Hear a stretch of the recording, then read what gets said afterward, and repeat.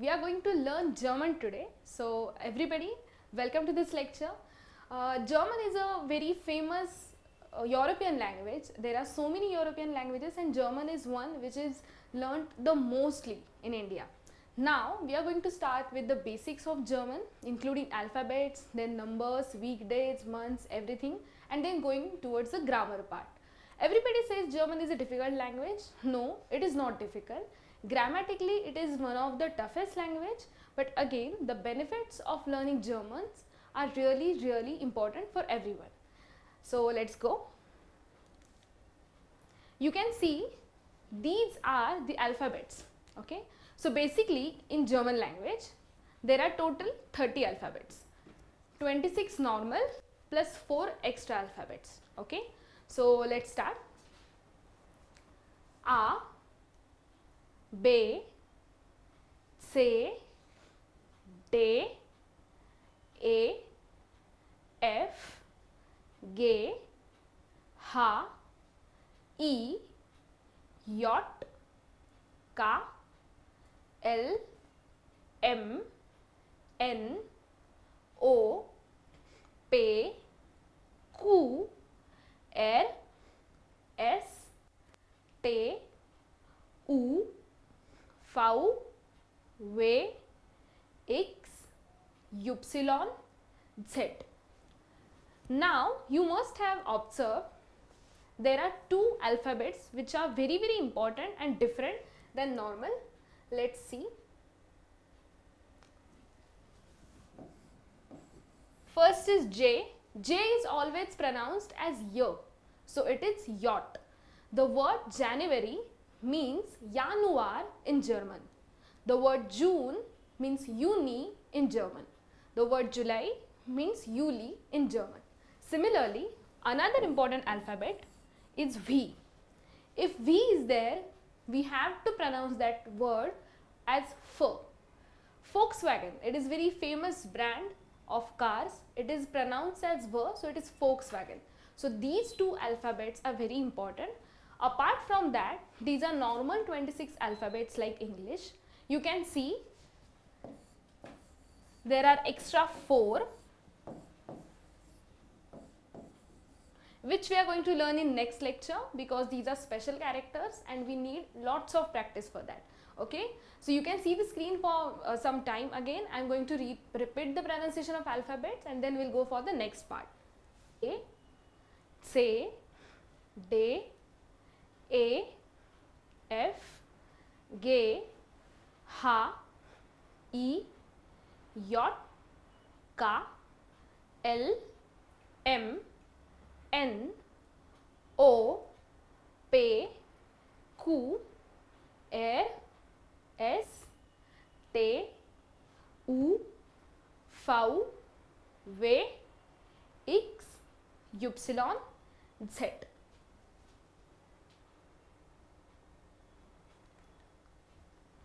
Now you can see there are personal pronouns on the screen. There are two types of nouns or pronouns, personal pronouns and possessive pronouns.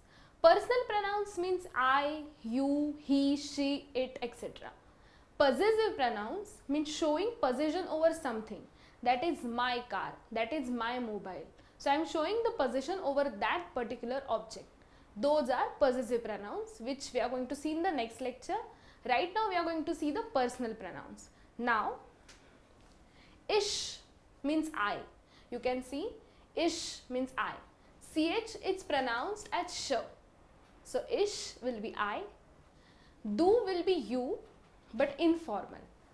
There are two types of you in German language, just like any regional Indian language. There is difference of respect. If you are talking to someone who is of your age or who is your friend, you will pronounce du, which means tum in Hindi. But if you are talking to someone who is elder than you, maybe your teacher or some professional person, an unknown person, then you have to use Z with capital S, which is shown in the second last row. Now, there is difference of tum and ab. Similar difference we have here in German between du and Z. Let's get back to them.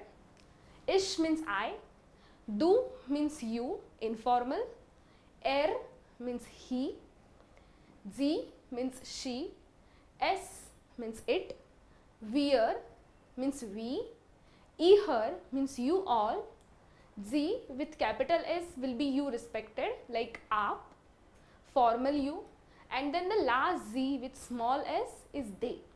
So you can see there are total 3 z's in the pronouns, personal pronouns. Let's see the next slide and we'll revise them again. Now this is something very interesting yet a difficult part of German language. There are very few rules for changing the verb according to the person.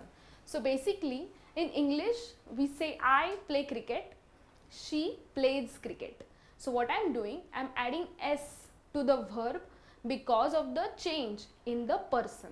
Same way we do here in German, but in case of German we have to apply endings to each and every person differently. Okay, try to understand every verb ends with en. Please pay attention.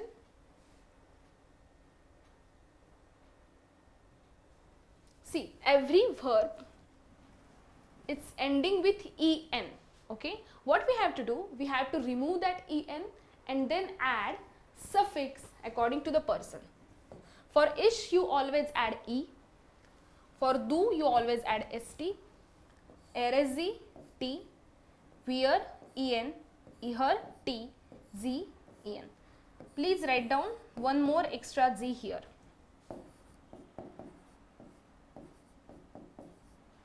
See, we'll see one more time. So basically ish e, do st, zs which means he, she, it, t, then wir en, ihr t and z en. What is this? This entire process is known as conjugation of verb. We change the verb according to the person. So kommen is one verb which means to come. Okay, what we are doing, we are removing en and then we are adding the suffix according to the person. Ich komme means I come. Du kommst means you come. Sie, es kommt means he, she, it comes. Wir kommen means we come. Ihr kommt means you all come. And sie kommen means they or you come. Similarly here, wohnen means to live somewhere. Okay, so ich wohne means I live. Please remember, this is very important. You cannot use the verb as it is. You have to remove en and then add the suffix. So ich wohne means I live. Du wohnst means you live.